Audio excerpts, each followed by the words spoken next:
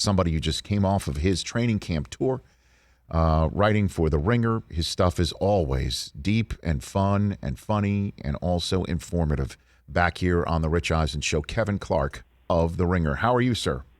I'm doing great. I'm a little tired, but when it's all football, it's energizing. You're unable, Kevin, to say to a 52-year-old family man, father of 3, who does a 3-hour show every day, you may not say those words with a head of hair like you have. Okay, Kevin? But I understand. Everybody's got their own beat that they've got to drum. I get it. Who'd you speak to? You seem like you spoke to everybody on your tour.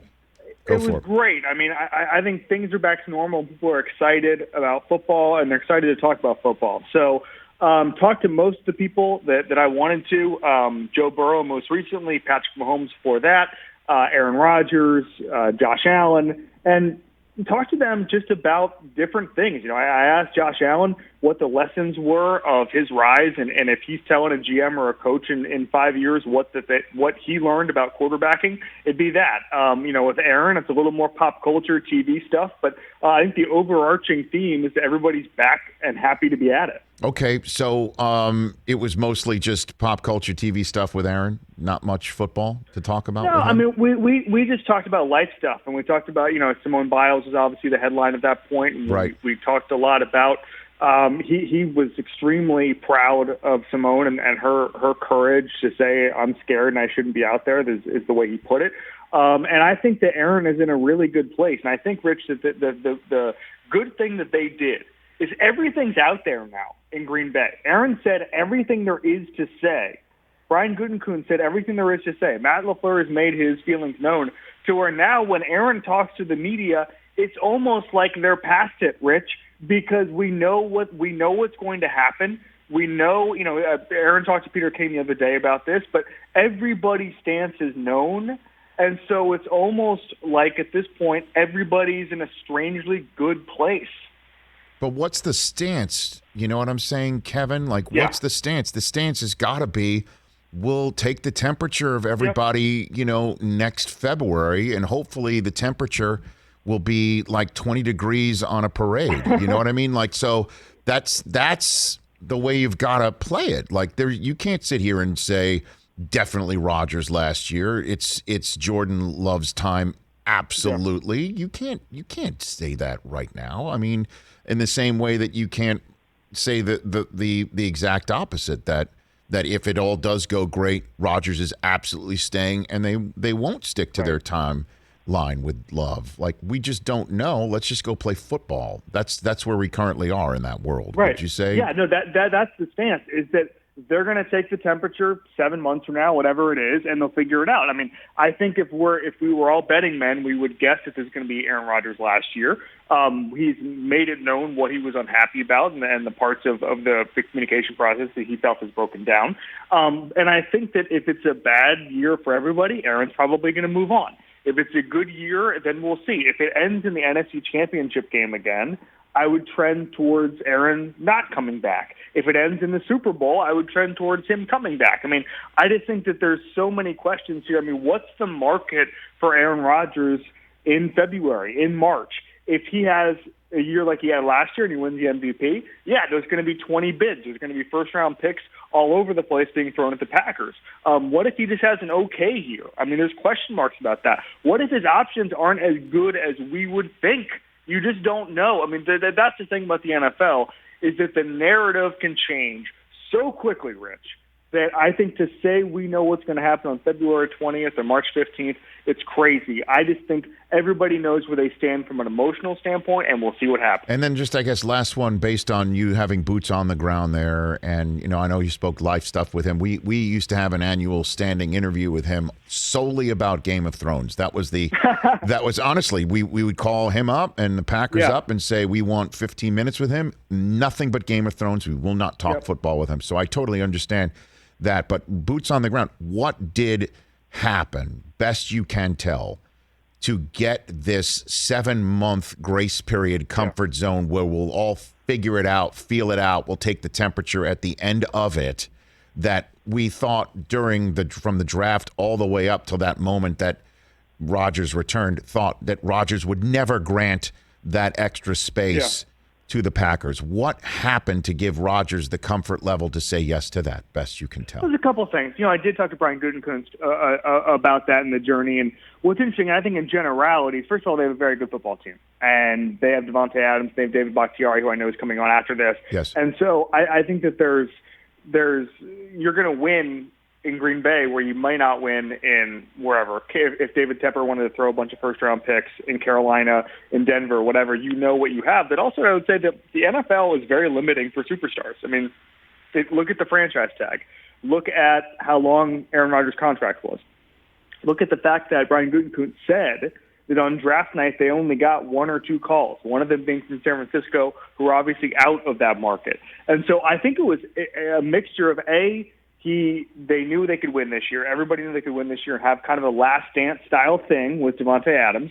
And the fact that I just don't think he had a ton of options. I mean, he had a bunch of years left. He has 2 years left in his contract. You can franchise tag a guy, 3 times in his situation. And so I just don't think there was a lot of wiggle room. And so I think he knew coming back, getting the promise to, quote, review his situation at the end of the year, that was about as well as he was going to get, as good as he was going to get without retiring. And I don't think he wanted to do that. He still loves football. Well, that's clear. And he loves his teammates. I mean, there's no, and he just, you could see that. And Kevin Clark of The Ringer here on the Rich Eisen Show. The takeaway from your chat with Patrick Mahomes is what? So I wanted to know what Patrick Mahomes saw. He said that he had watched the Super Bowl twice, and not for motivation, but for education. So I said, what'd you see? And he took he didn't take a lot of the blame, but he saw flaws in his game. And I think a lot of people, Rich, a lot of quarterbacks would look at that game and say, I was under pressure the whole game. There was nothing I could have done. And it was interesting for him to break down to me what he saw. He saw that he thought that he got hit so early and so often that he stopped making his reads. And then it kind of devolved from there. He said that there were clean pockets he would see where he started running and seeing ghosts, basically. Paraphrasing the ghost part. But he started running from clean pockets just because he'd been getting hit so early in the game and so hard in the game.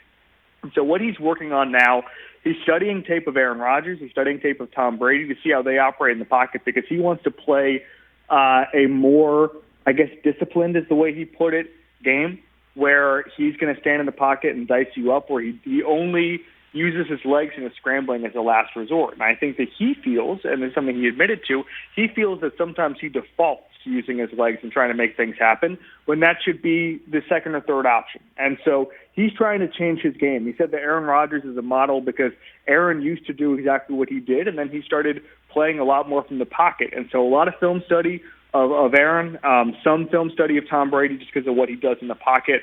But Mahomes is not trying to overhaul his game entirely, but there's tweaks he thinks he can that he can do to make himself better. And I think if you're in the AFC West right now, that's exactly what you don't want to read, is that he's trying to improve himself. That's a dangerous quarterback, man. Well, because hearing him say that he's watched that film, and he takes away what he didn't do right.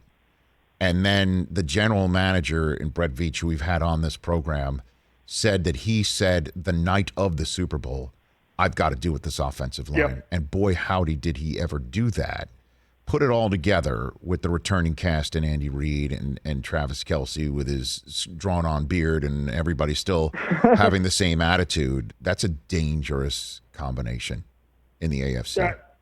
Without a doubt. I mean, and when you're there, you realize it. I mean, you see, Rich, you've been to a lot of NFL practices.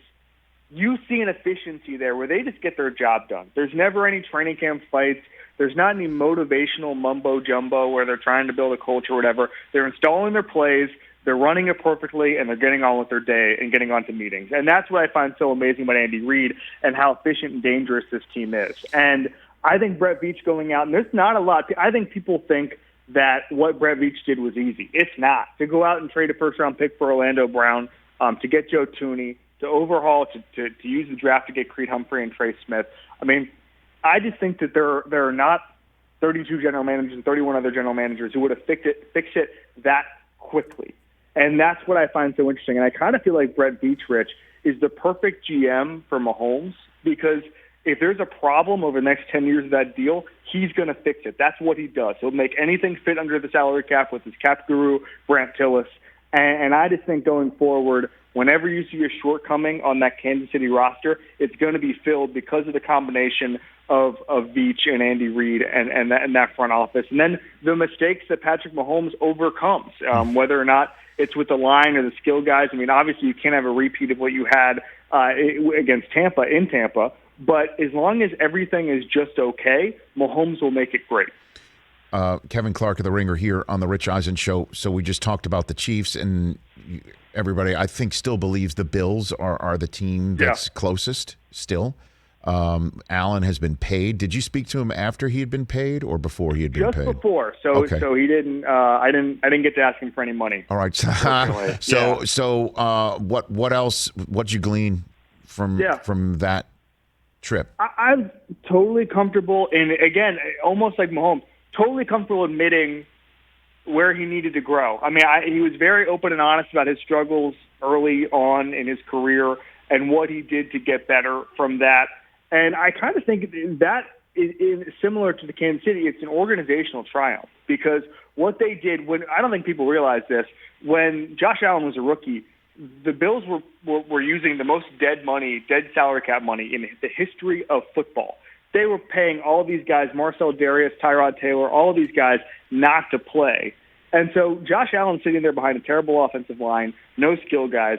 They go out and they build the offensive line around him. They get him weapons the next year. They take the big swing, and they get Stephon Diggs.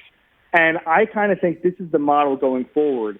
And if you're a young quarterback, you want an organization to operate like the Bills. And Josh Allen was very, very upfront about that. And one of the things is I think that he views this season as very special. You know, he said, look, they built the line in year 2 for me. They got me the skill guys in year 3, and he said, it's year 4, it's go time. And I think we know what that means. And I kind of think last year, taking a leap, by the way, in the COVID year in general is amazing because of the lack of, I heard from a coach there who was saying that they were just trying to replicate in-person meetings. They've got these guys on speakerphone moving around rooms and stuff, but it just wasn't the same.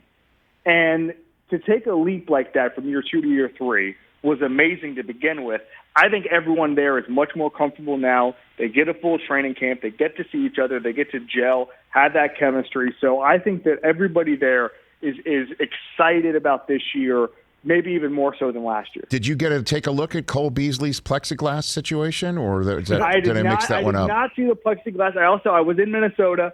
I did not see the Kirk Cousins plexiglass either. He wasn't walking around with it? They weren't walking around with it? Cole he's not in a bubble. Okay. He's not in a bubble just yet, okay. But I'm sure that's coming. Was Cole talking about not taking the vax with his nose sticking out over his mask? Did you see that one or what? Rich, I want to be delicate here, but I kept my distance. I'm being indelicate. I don't mean to pull you into my indelicateness. I decided to stay 6 feet away from Cole Beasley. So, what'd you figure out from Burrow? What are we going to see from him? Yeah. Because no one's talking about the Bengals. 0.0. Nobody. 0.0. And it's unbelievable because this is a guy who 19 months ago had the best college season of all time. Efficiency-wise, he was maybe the coolest-looking quarterback of all time when he's chomping on a cigar after the national championship game. And I talked to him. First of all, he's a very blunt and honest person. And I was excited to hear about that. There were some dark times for him. He basically said, he went from, as we said, national champion, hugely famous college quarterback, to 9 months later, he couldn't go to the bathroom without somebody helping him and moving his legs, basically. And so there was some soul searching that went on there. Wow. But I also think that I think they know what he's good at. And so one of the interesting things that Brian Callahan, the OC there in Cincinnati, told me was, they're letting him run some of the meetings there, the offensive meetings, and they want him to get, ideally, and Callahan was a former Broncos assistant, they want him to get into Peyton Manning mode, which means his vision is so good. Burrow's vision is so good, and he's able to get 5 guys out into a route and diagnose it. They want him to be able to get to the mode where he's at the line of scrimmage, basically changing all the plays up to where it's his offense. And with Burrow, that's the kind of offense you can do because he's so good at processing. I say the drawback is Burrow told me he wants 5 guys out into a route, which is not necessarily normal in the NFL, but also he's trying to get healthy, Rich. And so you want as much protection as possible. So there's a push and a pull there, and there's, I think, a little bit of wrestling with that and grappling with that where do we get all these guys out in a route so Burrow can be Burrow, or do we keep some guys in to block because we don't want him to get hit at all? So I think that the answer is going to be get those guys into a route, but he's got to throw it very quickly. I think that Burrow still has the capability to show us this year he's on the superstar track, because I don't think that team's good enough to win 9, 10, 11 games. Damn. I just don't think that's like necessarily going to happen. Right. But what I am saying is that we can see he's on that superstar track. They go 8-9, and we feel good about 2022. Well, I think that there's still some huge team building issues that not even Burrow can overcome. Well, I'll tell you what, man. I mean, before he got hurt, he was getting his ass kicked, and he was still performing very well. I mean, he really was, and that was, other than the fact that, you blow your knee out, it's obviously a shame. But to have a season cut short when he was taking the lumps, that's what we keep talking about. Should the Bears start Justin Fields or not? And yes, you take your lumps and you go and you take your lumps, and the lumps eventually allow you to progress faster, most likely, than the other. And he didn't have that.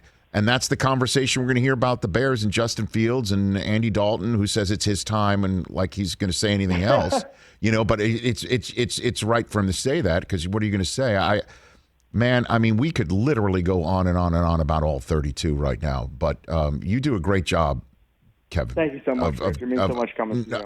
I appreciate you saying that. I could literally talk to you for the whole hour, but I know you got to go. So let's do this again. Is there one other thing that you gleaned? Last thing, anything that you take away that you haven't given to the audience here? A good story, a good thing, somebody that we're overlooking. What do you got for me on that front? Wow, Kevin? I would say I have not written this yet, but I spent some time with Dan Campbell, and I really enjoyed being in his presence. I think he's the perfect coach for that team. Do I think Dan Campbell would work with Green Bay and Aaron Rodgers right now? No, I don't. But I do think he's the kind of guy that can change a culture and understands what motivates the sort of rank-and-file NFL player, because he's been there. So I'm higher on Dan Campbell than most people, and I also think that one thing you need to know about Dan Campbell, he does not care how things play to the media. He cares how things play to his players and maybe the fans. Like the biting kneecap stuff, that was just for the players and the fan base. That was not for you and I, Rich. And that, to me, was a really interesting conversation to have. I was going to ask you if you're being nice about Dan Campbell because you value your kneecaps. Literally, that was my follow-up to that, Kevin. Hey, I spent 45 minutes with him. My kneecaps are still intact. Fantastic. Okay, ladies and gentlemen, that's the update. There you go. That's the headline. Kevin, thank you very much. Let's do this as much as you'd like, because I enjoy the chats. Thank you. You take care. Anytime, Rich. Thanks. You got to read this man's material. Kevin Clark on The Ringer, at The Ringer. It's @by Kevin Clark on Twitter. Follow him. I do. You can read all his terrific material. Hey, you watched all the way to the end. Thanks for that. Watch more right here.